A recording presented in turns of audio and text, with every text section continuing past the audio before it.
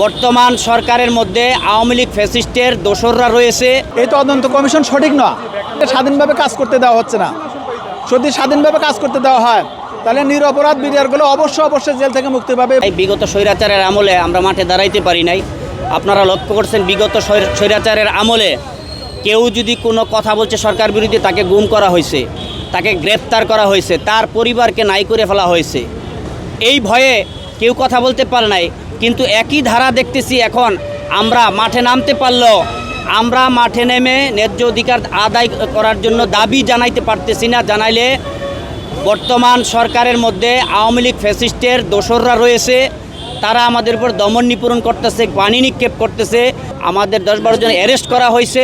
বৈষম্য বিরোধী আন্দোলন করে এই দেশকে স্বাধীন করে ডক্টর ইউনূস স্যারকে ক্ষমতায় বসালো। আজকে ডক্টর ইউনূস সাহেব কথা বলতে পারে না, উনি কোনো কাজ করতে পারে না, ওনাকেও বাধা দেওয়া হচ্ছে। কারা বাধা দিচ্ছে? ওই যে শেখ হাসিনার প্রোডাক্টগুলি রেখে গেছে গুরুত্বপূর্ণ জায়গায়, তারা এই বাধাগ্রস্ত করতেছে। অতএব আমাদের যে স্বাধীন তদন্ত কমিশন করা হয়েছে, এই কমিশনের ভিতরে একটা স্বৈরাচারী করা হয়েছে।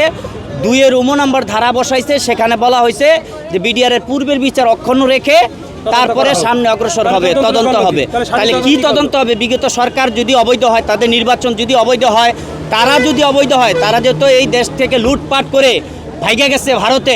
এক্সট্রিম মশার কয়েল প্ল্যান্ট ফাইবার দিয়ে তৈরি, তাই সহজে ভাঙে না, সুগন্ধিযুক্ত ও নিরবিচ্ছিন্নভাবে জ্বলে। ডেঙ্গু, চিকুনগুনিয়া বাহি সহ যে কোনো মশার বিরুদ্ধে দেয় এক্সট্রিম সুরক্ষা। অতএব তাদের এই দেশে এই বিচার কিভাবে বৈধ হয়? অতএব এই অবৈধ বিচার, অবৈধ সরকারি বিচার বাতিল করতে হবে। আমরা তো ন্যায্য অধিকার চাচ্ছি, আমাদের বিডিআরদের ন্যায্য অধিকার চাচ্ছি। অধিকার থেকে আমাদের কেন বঞ্চিত করা হচ্ছে? আমরা তো মানবতার জীবন, আমরা চাচ্ছি অপরাধীদের সাজা হোক আর নিরপরাধীদেরকে সহায় সম্মানে তাকে চাকরিতে পূর্ণ বহাল করা হোক। কিন্তু আমাদের সাথে এগুলো না করে তদন্ত কমিশন দেখতেছেন, এই তদন্ত কমিশন সঠিক নয়। এই তদন্ত কমিশনকে স্বাধীনভাবে কাজ করতে দেওয়া হচ্ছে না। যদি স্বাধীনভাবে কাজ করতে দেওয়া হয় তাহলে নিরপরাধ বিডিআরগুলো অবশ্যই জেল থেকে মুক্তি পাবে এবং বাহির ব্যাটালিয়নের যে সকল বিডিআর 18টা সামরিক কোর্টের মাধ্যমে সাজাপ্রাপ্ত হয়েছে তারা অবশ্যই মুক্তি পাবে। দৃশ্যশক্তি কাজ করতেছে, এটা আমরা অনুমান করতে পারতেছি। যদি তা না হতো, আপনি খেয়াল করবেন, দেখবেন যে ফাঁসির আসামি এটিএম আজহারুল সাহেব সদ্য মুক্তিপ্রাপ্ত হয়েছে।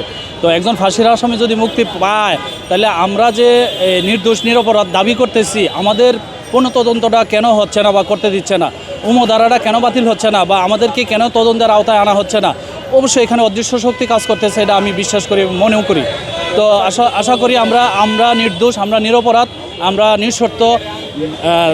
আমাদের দাবি হচ্ছে যে আমরা চাকরি হারাইছি অনাকাঙ্ক্ষিত ঘটনার কারণে। ফ্যাসিস্ট হাসিনার হত্যার মাধ্যমে আমরা চাকরি হারাইছি। প্রকৃতপক্ষে আমি অপরাধী এমন কোনো প্রমাণ যদি নতুন তদন্তে আসে, আমি সমস্ত শাস্তি মাথা পেতে নেব। আশা করি আমার কথা জাতি তথা রাষ্ট্র তথা সরকার আমলে নেবে ইনশাল্লাহ। আমার তদন্ত করুক, আমার তদন্ত করে আমি না, আমাদের যত বিডিআর চাকরি হারাইছি আমাদের সকলে তদন্ত করে আমাদের চাকরিতে পূর্ণ বহালের ব্যবস্থা করা হোক। আমরা যদি দোষী হই শাস্তি দেখ, নির্দোষ হলে মুক্তি দেখ, আমাদেরকে বিদ্রোহের তকমা থেকে আমাদেরকে মুক্ত করুক, এই আশাই সরকারের কাছে করি।